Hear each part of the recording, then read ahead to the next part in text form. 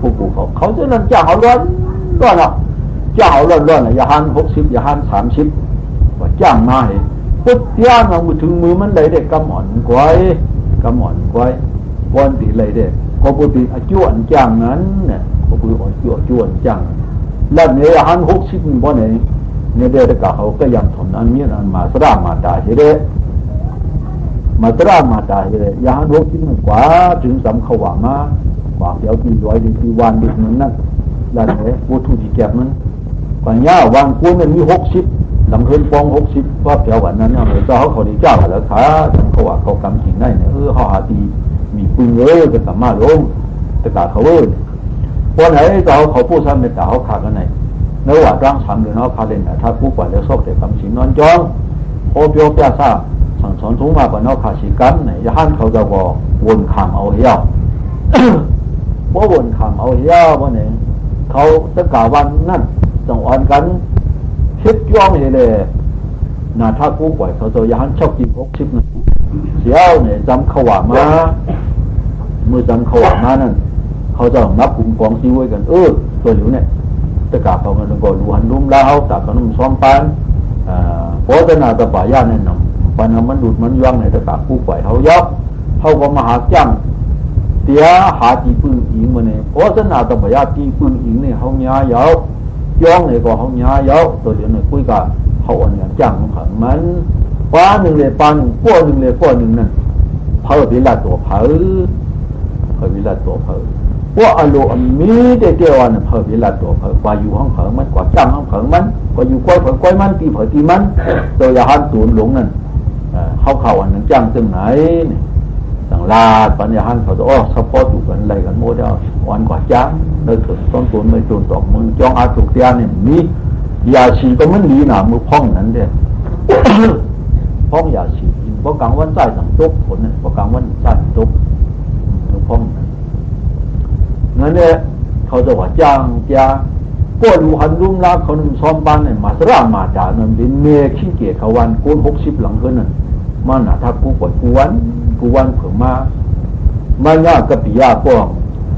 กะปิยากูจ้องเจ้าเขาจ้าเลยชื่อเขาจะหาอาถูกเตียซึ่งหือ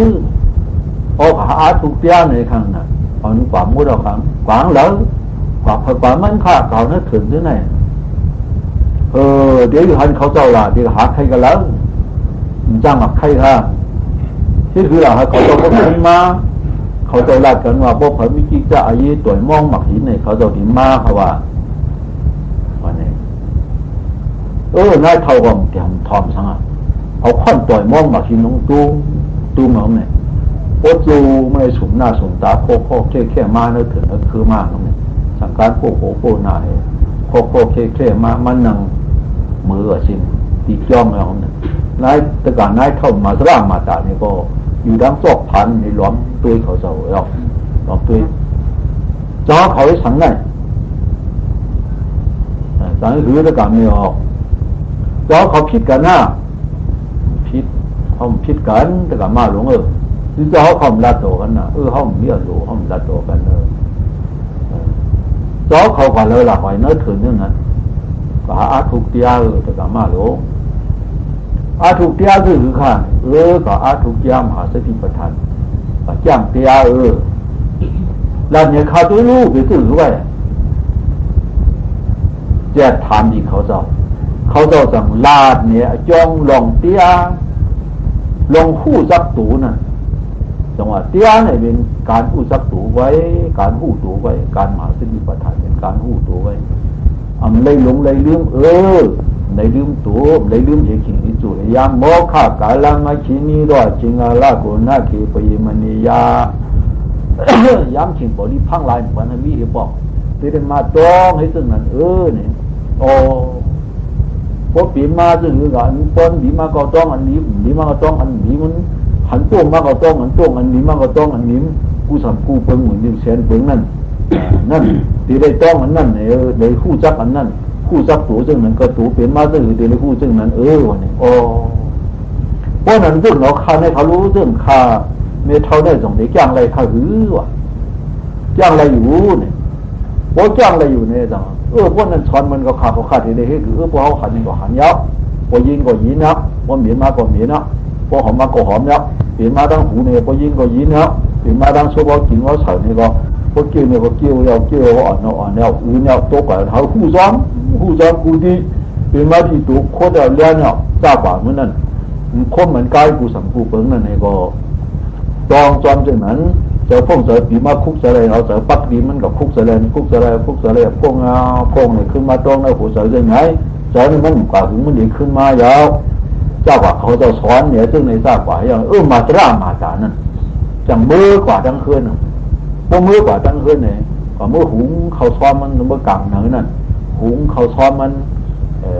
พวกไหนพวกนำโมเขามันนั่นปูโพหน้าเนี่ยมีดเขาอันมากลีนั่นคู่ขึ้นโสมลงนั่นตัวพุทธ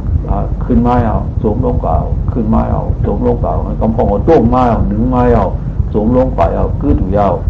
ตามันเนี่ยปักก็ดี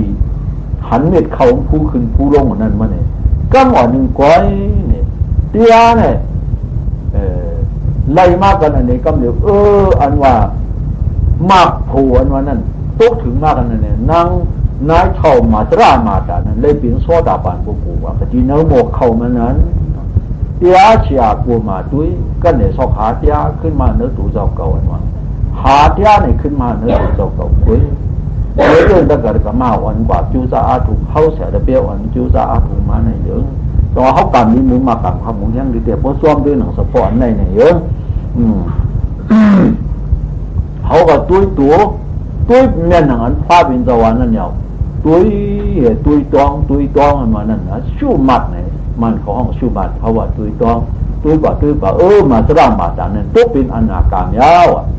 เพราะตุ๊กเป็นอนาการเลยดังอภิญญาเที่ยวกันเนี่ยอภิญญาจังตุ้ยกว่าตัวยาหันเขาเจ้าเนี่ยตัวเลยเที่ยวถึงง้อเนี่ยตัวละป้าเราก็ตึกเป็นผู้ทุสันอยู่ตัวละป้าเลยตึกเป็นผู้ทุสันอยู่เขาเจ้ามิสมุงมองเจ้าป้านั่นมุงมองให้กินอันชมเนี่ยคิดอันชมเสียนั่นความมือกับหนูร้องที่มันเจ้าว่าเลยซุ้มชมนั่นอาชาปีกว่าเนี่ยเตี้ยเลยตกเป็นยาหันตากว่าสิเจ้าป้านั่นมุงมองอันไหนให้กินอันเจียมสมหาอันเจียมกว่ากามาตรามาตานั่นคิดนั้นปัจจุบันเจ้าป้าเนี่ยมันเคยเลยอันห้ามอุ่นเอาพาไว้ทั้งกว่าดูเสียมันไว้พาไว้นั่นอุ่นนั่นเด็ดไล่เตี้ยป่าเสียเจ้าป้าในตีนังมันดีสมหาตีนังกว่าปันเสียจ้ากว่าเสียงดังกินดังยำกูสัมกูเปิงรุมละยาหันเขาจะตั้ง60นั่นตุ๊กเป็นยาหันตาไปชิงเสียนั่นก็มือนั่นก็กว่าจ้างกับหมอผังมันตึงนั้น